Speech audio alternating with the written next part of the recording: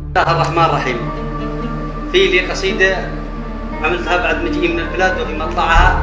أجبرتني الظروف القاسية والديون اللي علي للعباد، أهجر بلادي الجميلة الغالية، بلدتي والله ما مثل بلاد.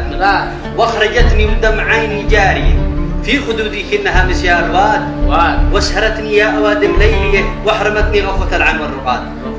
هم قليل أهل القلوب السالية واجدين أهل العنا والاضطهاد، تحكم الأقدار بأحكام طاغية وأنا ما حيلتي إلا الانقياد.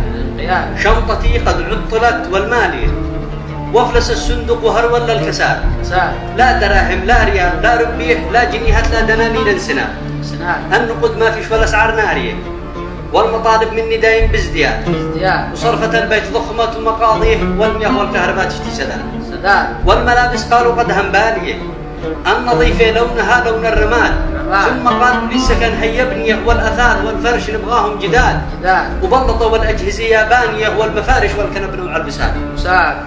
كل هذا والخزانة فاضي، كل ما قاضيت دين عود وعاد. كيف أسوي؟ صرت أنا في داوية والمعارف ما عليهم اعتماد، ومغترب والغربة هي مأساوية بعد ما تعطلت شهر وشهر زاد. وأسرتي بالبيت ما هي بدارية تحسب إن غرف وأحصدها حصاد. كيف أسوي؟ صرت أنا في داوية والمعارف ما عليهم اعتماد، إن بقيت كريم ونفسي هانية حطت العالم علي مثل الجراد، وانحرصت يقول نفسه أنانية صار بخيل وصار من الناس الشداد. هكذا العالم بلا إنسانية مثل حوت البحر من يغلب أباد. يوم نواياهم غدت متلاوية والنميمة حكيهم في كل ناد، الطمع موضة جديدة حالية والجشع سموه من نوع الجهاد. هم قليل أهل القلوب السالية واجد من هم يحبون الفساد.